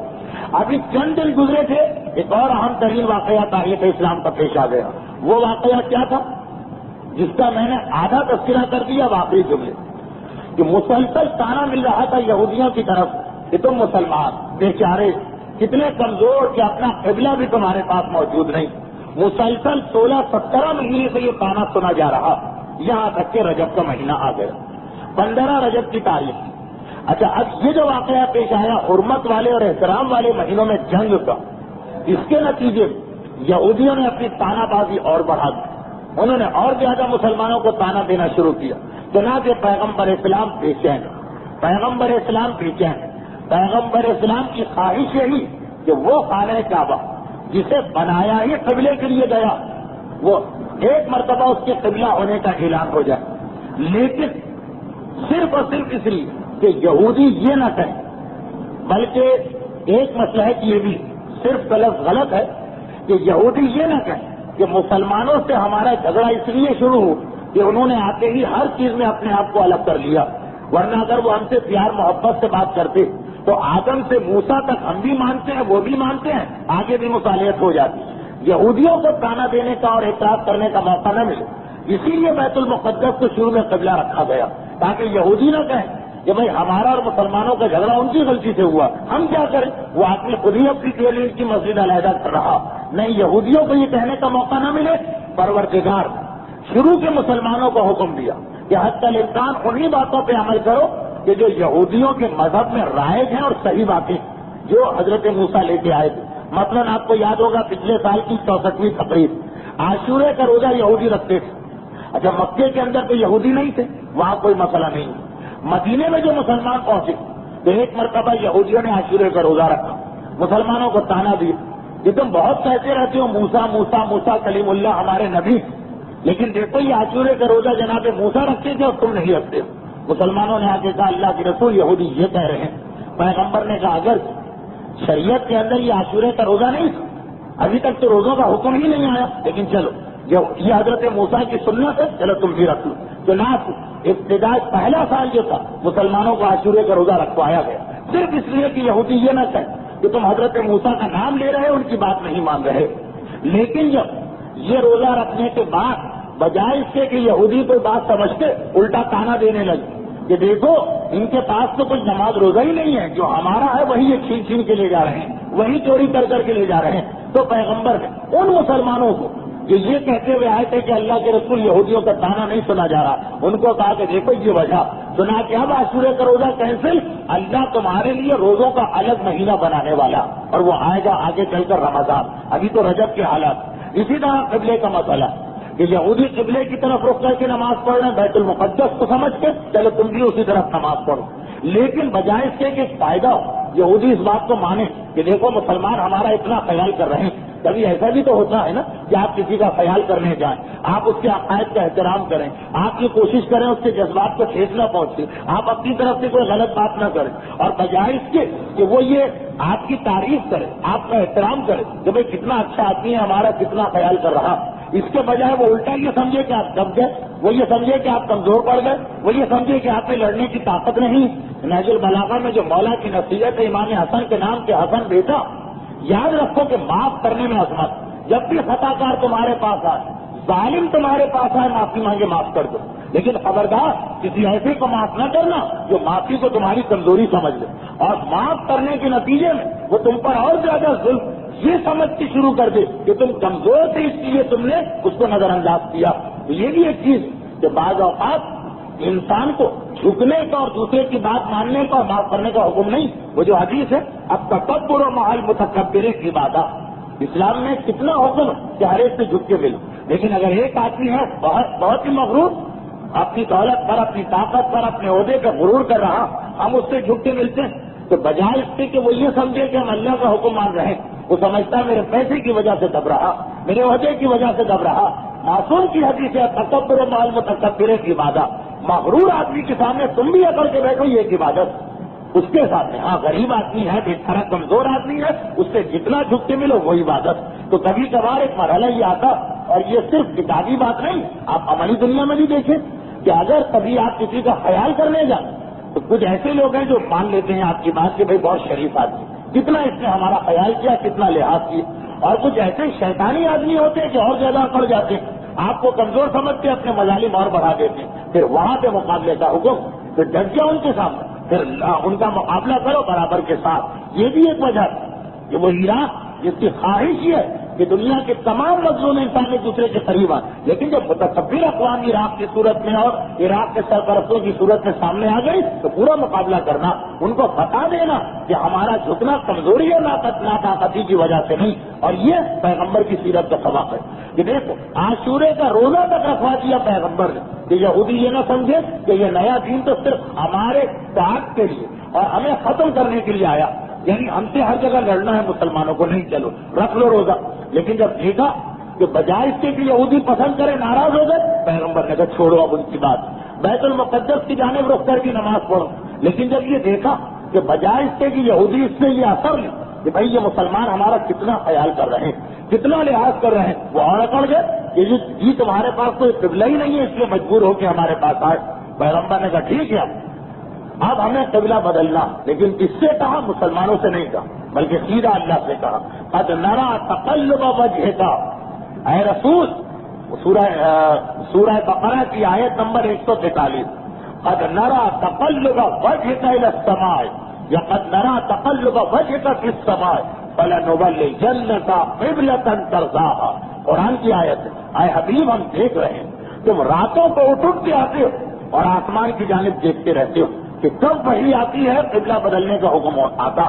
فلنولينك قبلة ترضاها، اے رسول اطمینان رکھو ہم عنقریب ایسا قبلہ تمہیں دینے والے ہیں کہ تم اس پر راضی اور خوش ہو جاؤ گے. قرآن کی آیت بتا رہی کہ پیغمبر اسلام بیت المقدس کے قبلہ ہونے پر اس وقت راضی نہ رہے جب یہودیوں کا یہ طرز عمل سامنے آئے. خواہش ہوئی پیغمبر کی یہ قبلہ بدل جائے، یعنی یہ خواہش رسول کی جانب سے آئے کہ اب ہمیں اپنا قبلہ بدلنا تاکہ یہودیوں کو وہ تانا دینے کا موقع نہ ملے. خیر اب میں اس کی کیا مثالیں دوں، یعنی بہت ہی بچکانہ بات ہو جائے گی. عورتیں اچھی طرح جانتی کہ اگر کبھی 2-3 مرتبہ ہمسائی یا پڑوسن سے کوئی چیز مانگنا پڑے وہ پلٹ کے تانا دیتی ہے کہ پلیٹ بھی ان کے پاس نہیں ہے، جب کوئی مہمان آتا ہے ہم سے مانگنے آتے ہیں تانے کا نتیجہ کیا ہوتا ہے؟ خواہش ہوتی ہے کہ اللہ کرے خود ہمیں یہ چیز مل جائے، اس کے آگے ہاتھ نہ پھیلانا پڑے۔ کسی کے پاس اور بڑی مثال، کسی کے پاس گاڑی نہیں ہے، وہ ایک دو دفعہ گیا گاڑی والے دوست کے پاس کہ بھائی گاڑی دے دو، 2-3 دفعہ اس نے برداشت کی، پھر ایک مرتبہ کہا کہ تانا دے دیا تمہارے پاس گاڑی نہیں ہے تو کیوں گاڑیوں کے ہاتھ دیکھتے ہو، پیدل چلا کرو۔ دل میں دعا آتی ہے نا کہ پروردگارا ہمیں بھی اس قابل بنا کہ ہمارے پاس بھی یہ گاڑی ہو جائے، یہ انسانی فطرت، اور ایسی دعا کو اللہ برا نہیں سمجھتا۔ اگر ایسی کوئی دعا تو فلاں کے تانے سے بچنے کی، فلاں کی برائی سے بچنے کے لیے، وہ جو دعائے مکارم الاخلاق میں چوتھے امام کہتے ہیں کہ پروردگارا، اور یہی جملہ دعائے عرفہ میں بھی 2 مقام پہ صحیفہ کاملہ میں تو ہے کہ پروردگارا نفس کے اندر یعنی اپنے آپ کو مجھے میرے سامنے تو اتنا ذلیل بنا، اتنا پست کر دے کہ اس سے زیادہ کوئی پست نہ ہو، یعنی میں جب اپنے آپ کو دیکھوں تو بالکل اپنے آپ کو حقیر سمجھوں، لیکن لوگوں کی نگاہ میں مجھے بلند مقام دے دے، لوگوں کی نگاہ میں یہ نہ کہ توہین اور بے عزتی ہو، دھتکارا جائے، بھگایا جائے، کسی کے پہلو میں بیٹھ جائے وہ غریب سمجھ کے وہاں سے اٹھ کے کہیں اور چلا جائے، لوگوں کی نگاہ میں مجھے صاحب عزت بنا، اور اپنی نگاہ میں یعنی خود اپنی نگاہ میں مجھے اتنا پست کر دے کہ مجھے ہر ایک آدمی اپنے سے بڑا لگنے لگے۔ یہ بھی ایک چیز اسلام میں ہے، اور قبلے کی تبدیلی میں یہ ایک فلسفہ بھی موجود ہے کہ یہودیوں کے تانے کب تک سنے جائیں گے، چنانچہ اب الگ قبلہ بنایا جا رہا، لیکن اس کا واقعہ خود اتنا دلچسپ اور لمبا،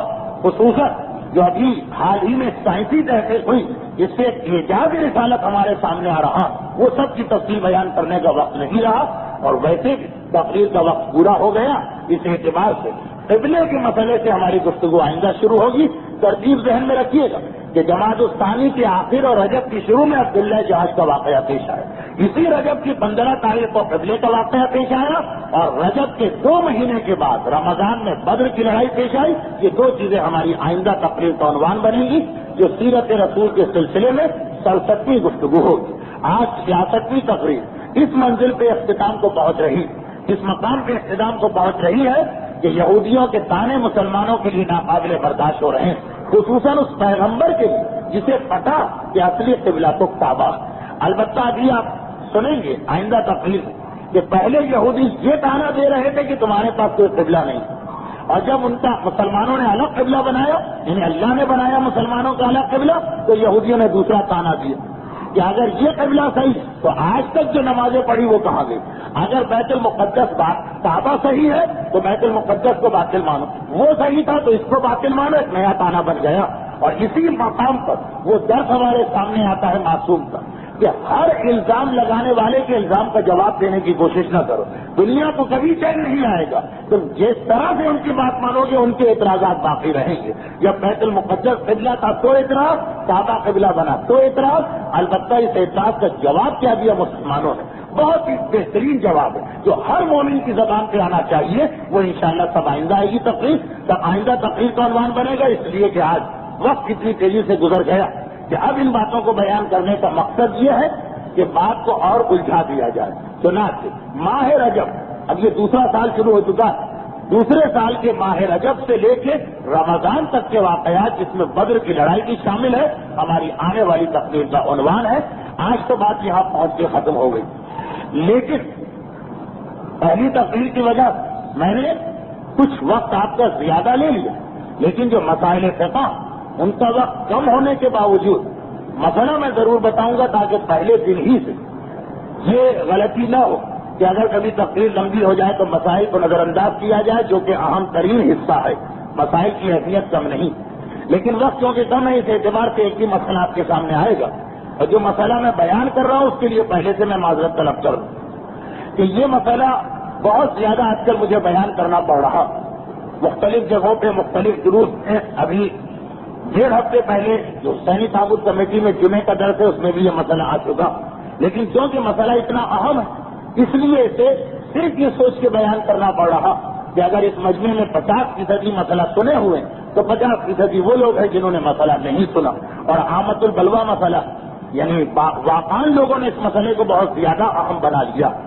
2 مسئلے ہیں، ایک تو مجتہد کے انتقال کے بعد تقلید کا مسئلہ، وہ باغ زہرا کی محرم کی مجالس میں بھی مسئلہ آ گیا، کہ جس کے اندر بہرحال اس درس سے تھوڑا زیادہ مجمع ہوتا، پھر بھی یہاں اسے بیان کرنا ضروری ہے کیونکہ لوگ اب تک اس میں غلطی کر رہے ہیں، لوگ جو کچھ کریں لیکن میری شرعی ذمہ داری بھی ہے، کہ کوئی یہ نہ کہے کہ جی ہم تو ہر منگل کو جا کے بیٹھتے تھے، 66 منگل بیٹھے، انہوں نے مسئلہ نہیں بتایا، تو قیامت میں آپ تو نکل جائیں گے اور میں پڑا جاؤں گا۔ اس اعتبار سے یہ مسئلہ مجھے بیان کرنا ہے، لیکن آئندہ، آج نہیں۔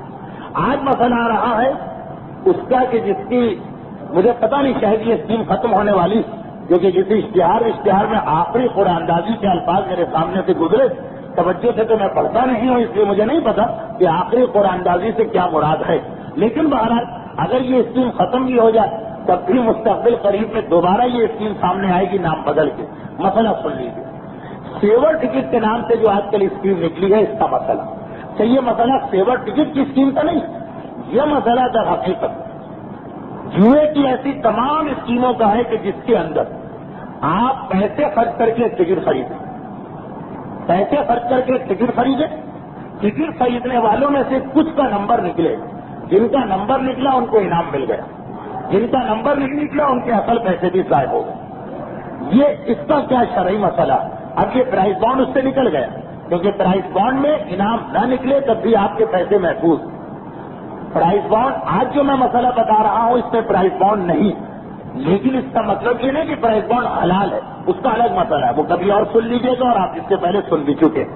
آج کا مسئلہ فقط ان اسکیموں کے بارے میں جس کے اندر ٹکٹ خریدنے والوں کے پیسے قرآن اندازی کے بعد ضائع ہو جاتے ہیں، جتنے کا ٹکٹ خریدا ہے وہ پیسے واپس نہیں ملتے، اس اسکیم کا مسئلہ، چاہے یہ ریڈ کراس کے نام سے ہو، چاہے یہ ہلال احمر کے نام سے ہو، چاہے یہ فاطمیت کے نام سے ہو، چاہے یہ سیور کے نام سے ہو، چاہے کسی نئے نام سے ہو، چاہے وہ 11 روپے والا جو پرائز بانڈ تھا اس زمانے میں، شاید اب بھی ہو شاید نہ ہو، بہرحال ہر وہ اسکیم جس میں آپ کو پیسے خرچ کر کے ٹکٹ آپ خریدتے ہیں اور اندازی کے بعد آپ کے پیسے یا ضائع ہو گئے یا انعام نکل آیا، آپ کو پیسے واپس بہرحال نہیں ملتے ہیں، اس کا مسئلہ امام خمینی کا تو بہت ہی آسان مسئلہ ہے کہ بہرحال ہر ایسی اسکیم حرام ہے اور جوا۔ میں بہت مختصر بات بیان کروں گا، جو میں نے مختلف جگہوں پہ مسئلہ بتایا تو ہر جگہ کے حالات کے اعتبار سے کہیں تفصیل میں گیا، کہیں تفصیل کی ضرورت نہیں، یہاں بھی کوئی ضرورت نہیں ہے تفصیل کی۔ تفصیل جن کو مزید سننا ہے وہ جمعے کے درس کا پچھلا کیسٹ لے لیں اور اس جمعے پہ جو تقریر ہو رہی ہے اس میں آ کے بیٹھ جائیں، وہاں تفصیل آئے گی، یہاں خلاصہ آئے گا کہ امام خمینی کے نزدیک ایسی تمام اسکیموں میں حصہ لینا حرام، یعنی اس کا ٹکٹ خریدنا حرام، بیچنا حرام، کسی کے لیے خرید کے لا کے دینا حرام، یہ سب گناہ، چاہے کوئی اچھا ادارہ ہو یا برا ادارہ ہو، کوئی فرق نہیں پڑتا۔ ہاں، صرف ایسے ادارے کے ٹکٹ خریدنے کی امام خمینی اجازت دیتے ہیں کہ جس کے ایک آدمی کو آپ جانتے ہیں کہ یہ کون ہے اور آپ کو یقین ہے کہ ان کی کوئی نیت برائی یا خرابی کی نہیں، صرف اس کا ٹکٹ جائز، لیکن باقی چاہے ریڈ کراس ہو، ہلال احمر ہو، فاطمیت ہو، حکومت کا 11 روپے والا پرائز بانڈ ہو یا سیور اسکیم ہو یا آئندہ کوئی اسکیم، امام خمینی کے نزدیک ان تمام اسکیموں میں حصہ لینا اور ان کا ٹکٹ خریدنا حرام اور گناہ اور جوا، چاہے وہ کوئی اچھا ادارہ ہو یا برا ادارہ ہو۔ مثلا ریڈ کراس سے لوگ بڑے متاثر ہوتے ہیں کہ اسپتال بنا رہے ہیں، مریضوں کا خیال کر رہے ہیں، خون کا مسئلہ حل کر رہے ہیں، لیکن بہرحال امام خمینی کے نزدیک یہ سب حرام۔ ہاں، اگر کوئی ایسا ادارہ جیسے ریڈ کراس ہے، آپ کو کیا پتا کہ اس کو چلانے والے مسلمان ہیں، یہودی ہیں، امریکن ہیں، CIA کی سازش ہے، کیا آپ تو فقط وہ پروپیگنڈا دیکھتے ہیں جو اخبارات میں، ایسا ادارہ جو ہے وہ نہیں چلے، وہ حرام رہے گا۔ ہاں، اگر کوئی ایسا ادارہ جس کے آدمیوں کو آپ جانتے ہیں، آپ کو پتا ہے کہ ان میں کوئی برا آدمی نہیں، کوئی خراب آدمی نہیں، ان کی کوئی نیت خراب نہیں، وہ ایسی اسکیم کوئی نکالے تو اس میں حصہ لیا جا سکتا۔ مثلا چھوٹی سی مثال، آج سے 5-6 سال پہلے 1400 سالہ جشن جب منائے جا رہے تھے متواتر، امام حسن کا، پھر امام حسین کا، پھر جناب زینب کا، اور پھر بعض جگہوں پہ جناب ام کلثوم کا، تو اس میں اس قسم کی ایک اسکیم بعض مومنین کرام نے بنائی تھی، ہو سکتا ہے کہ آئندہ کبھی بنائی جائے کہ بھائی آپ 2 روپے کا ٹکٹ خریدیے، آپ کا انعام نکل آیا تو آپ کو زیارت پر بھیجیں گے، ورنہ آپ یہی سمجھ لیجیے کہ فلاں مومن میرے پیسے سے زیارت پہ جا رہا۔ ایک زیارت کے لیے ایسی اسکیم بنائی گئی تھی، 10 روپے کا ٹکٹ یا 100 روپے کا ٹکٹ۔ اب وہ اسکیم آپ کو پتا ہے کہ بھائی یہ زید، بکر، عمر، علی، یہ لوگ جو 4-5 آدمی، آپ کو معلوم ہے کہ سب ٹھیک ٹھاک لوگ ہیں، ایک اچھی نیت سے انہوں نے یہ پروگرام شروع کیا کہ ایک آدمی کو زیارت پہ بھیجیں گے، کچھ پیسے مثلا مسجد یا امام باڑے کو مل جائیں گے، اس میں امام خمینی اجازت دے دیتے کہ زیارت کے لیے ہو، حج کے لیے ہو، مسجد اور امام باڑے کے لیے ہو، خالی نام نہ ہو، آپ آدمیوں کو بھی جانتے ہوں کہ کون آدمی یہ سب کام کر رہے ہیں، وہ ایک الگ مسئلہ. لیکن اس کے علاوہ قرآن دازی کے ذریعے انعام نکالنے والی جتنی اسکیمیں سب حرام. چاہے وہ ادارہ جو یہ ٹکٹ دے رہا وہ بہت ہی اچھا اور مشہور ادارہ، نہیں کسی کا مشہور ہو جانا کافی نہیں جب تک کہ آپ کو پرسنلی ایک ایک کو نہ جانے. تو امام خمینی کے نزدیک تو یہ سب حرام. لیکن ٹکٹ خریدنا حرام، ٹکٹ بیچنا حرام، ٹکٹ کسی کو لا کے دینا حرام. لیکن اگر کسی نے لا علمی میں ٹکٹ خرید لیا یا نہیں گناہ کرتے ہوئے ٹکٹ خرید لیا، کہ بھائی مولوی تو یہی کہا کرتے ہیں ہر چیز حرام ہوتی ہے، ہم تو ٹکٹ خریدیں گے، اور پھر انعام نکل آیا تو انعام حرام نہیں، ٹکٹ خریدنا امام خمینی کے یہاں حرام. لیکن اگر انعام نکل آیا، چاہے اس ٹکٹ پہ نکلا ہو جو آپ نے لا علمی میں خریدا، آپ کو پتہ ہی نہیں تھا کہ یہ حرام چیز ہے، یا آپ نے جان بوجھ کے گناہ کرتے ہوئے خرید لیا، وہ ایک گناہ کیا، لیکن انعام نکل آیا، انعام حرام نہیں، انعام آپ کے لیے حلال ہو جائے گا. بس طریقہ یہ کہ یہ انعام آپ کسی مجتہد کے کسی وکیل کے پاس لے کے جائیں، انعام آپ ان کو دیں، وہ جتنا آپ کو واپس کریں گے وہ آپ کے لیے جائز ہو گیا. ہو سکتا ہے کہ پورا کا پورا واپس کر دیں، ہو سکتا ہے آدھا واپس کریں. البتہ اگر آپ وکیل کو یہ انعام نہیں دیا، اپنی مرضی سے اس کو خرچ کر لیا تو حرام. لیکن اگر آپ مجتہد کے وکیل کے پاس انعام لے گئے تو جتنا وہ آپ کو دے دیں گے وہ آپ کے لیے جائز ہو گیا. یہ مسئلہ میں اس لیے بتا رہا ہوں کہ فرض کیجئے کہ ایک مومن نے ٹکٹ خریدا تھا، پھر پتا چلا کہ یہ حرام ہے، اس کا انعام بھی نکل آیا. اب وہ انعام لینے ہی نہ جائے، یہ سوچ کر کہ حرام ہے تو میں کیوں انعام لوں، تو نہیں، انعام نکل آیا اس کو آپ سے آئی، اس کو نہ چھوڑے، لے آئیے. لانے کے بعد اپنی مرضی نہیں چلائیں گے، مجتہد کے وکیل کو دے دیں گے، جتنا وہ رکھ لے اس کی مرضی، جتنا آپ کو دے دے وہ آپ کے لیے حلال ہو گئے. یہ امام خمینی کا فتویٰ ہے. آیت اللہ خوئی کا مسئلہ اور زیادہ واضح ہے. آیت اللہ خوئی فرماتے ہیں کہ جتنی بھی یہ اسکیمیں ہیں جوئے والی، لاٹری والی، ٹکٹ والی، اگر آپ صرف انعام کی نیت سے خرید رہے ہیں، آپ کی نیت انعام نکلے گا اس لیے میں خرید رہا ہوں، تو وہی آغا خمینی والا فتویٰ کہ ٹکٹ خریدنا حرام، بیچنا حرام. لیکن اگر آپ ٹکٹ اس لیے خرید رہے ہیں، آپ کو انعام کی لالچ نہیں، اس لیے خرید رہے ہیں کہ ایک اچھے کام میں حصہ لیں، مثلا ریڈ کراس والے ٹکٹ بیچیں، وہ یہ نہیں کہیں گے کہ ہم جوا کھیل رہے ہیں، وہ کہیں گے کہ آپ کے پیسے سے اسپتال بنیں گے اور ڈاکٹرز کو دیا جائے گا اور مریضوں کی خدمت ہوگی. امام خمینی تو کہتے ہیں کہ ساری تنظیمیں ایسی، زیادہ تر تنظیمیں جو ہیں یہ اصل میں امریکہ اور CIA کا مسئلہ ہے، لیکن آغا کوئی جو ہے وہ آپ کے اوپر ڈال دیتے ہیں. اگر آپ اس تنظیم کو اچھا سمجھ رہے ہیں اور اس کے ساتھ حصہ لینا چاہتے ہیں اچھائی کے کام میں، کہ بھائی ریڈ کراس ایک اچھی تنظیم ہے اور وہ اسپتال وغیرہ بناتی ہے، ہم اس میں حصہ لے رہے ہیں، اس لیے ٹکٹ خریدے تو ٹکٹ خریدنا حلال. انعام کے لیے ٹکٹ خریدے تو ٹکٹ خریدنا حرام. یا جیسے سیور والے کہتے ہیں کہ مثلا ہم معذور اور غریب کھلاڑیوں کی مدد کریں گے، کہ کھلاڑیوں کی مدد تو کوئی گناہ نہیں ہے، اسلام ایک اچھا کام ہے، ایک اچھا کام. تو اگر آپ ٹکٹ اس لیے خرید رہے کہ آپ کو انعام چاہیے تو حرام، یہ آغا خوئی کا فتویٰ. اور اس لیے ٹکٹ خرید رہے کہ آپ ان کھلاڑیوں کی مدد کرنا چاہتے ہیں. ہیں کچھ ہمارے یہاں ایسے بیچارے رحم دل اور نرم دل لوگ، اخبارات میں آ کے بھائی فلاں فٹ بالر ایک زمانے میں اتنا بڑا پلیئر تھا، آج مثلا آلو چھولے کا ٹھیلا لگاتا ہے. اب تو یہ حالت ہو گئی اتنے بڑے انٹرنیشنل پلیئر کی، ہمیں اس کی مدد کرنا. یا مثلا فلاں کرکٹر ہے آج وہ سٹی اسٹیشن پر پلی بن کے سامان اٹھاتا ہے، ارے اتنا ایسا بین الاقوامی پلیئر، آج کی حالت ہو گئی. ہے تو جیسے ہمدرد لوگ اخبارات میں مضمون پڑھتے ہیں، ٹیلی ویژن پر ان کی حالت زار دیکھتے ہیں اور افسوس ہونے لگتا. تو اگر آپ کی نیت یہ کہ آپ کھلاڑی کی جو مجبور اور مستحق ہے مدد کرنا چاہتے ہیں تو پھر بالکل ٹھیک ہے، ٹکٹ خریدنا اس میں کوئی گناہ نہیں، یہ آپ کی نیت کے اوپر ہے. امام خمینی تو کہتے ہیں کہ نہیں، یہ ساری اسکیمیں جو ہیں اصل میں یہ حکومتوں کی سازش ہے عوام کو جواری بنانے کے لیے. تو چنانچہ کبھی کبھار پرائز بانڈ کی طرح وہ براہ راست جوا کھلواتے ہیں، کبھی اچھائی کا نام لے کر کہ جی اس کی وجہ سے کھلاڑیوں کو پیسے ملیں گے اور اسپتال بنیں گے. تو امام خمینی کے نزدیک تو سب حرام، چاہے کوئی ایسا ہی ادارہ کیوں نہ ہو. لیکن آقا کوئی فرماتے ہیں کہ یہ آپ کے اوپر ہے. اگر آپ انعام کے لیے ٹکٹ خرید رہے سیور تو حرام، اور اگر آپ کھلاڑیوں کی یا جو بھی سیور والے اپنا مقصد بتا رہے ہیں اس میں حصہ لینا چاہتے ہیں تو بالکل جائز، ٹکٹ خریدنا جائز. اب یہ آپ کی نیت کے اوپر. اگر آپ کی نیت یہی کہ اس فٹ بالر کو ہم کو دینا تو 25 روپے، طریقہ نہیں پتا چل رہا تھا کہ کہاں جا کے اس کا ٹھیلا ڈھونڈیں اور اسے 25 روپے دیں اور کیسے دیں. آپ نے دیکھا سیور والے آ گئے، آپ نے کہی تو بہت آسان راستہ، دے دو ان کو. اور اگر آپ کی نیت صرف انعام کی کہ نہیں، اگر انعام نہ دے تو وہ ٹھیلا لگاتا پھر آلو چھولے کا، ہمیں اس سے کیا غرض، ہمارے پاس کوئی حرام کا پیسہ تو نہیں. یہ اگر آپ کی نیت ہے کہ آپ اس کی مدد انعام کے لیے کر رہے ہیں تو ٹکٹ خریدنا حرام. مسئلہ الجھ نہ جائے. خلاصہ کہ اگر آپ اس کام میں حصہ لینے کے لیے ٹکٹ خرید رہے ہیں جو یہ سیور والے بتاتے ہیں تو آپ ٹکٹ خریدنا آپ کے لیے جائز، اور نیت صرف انعام ہے تو ٹکٹ جائز نہیں.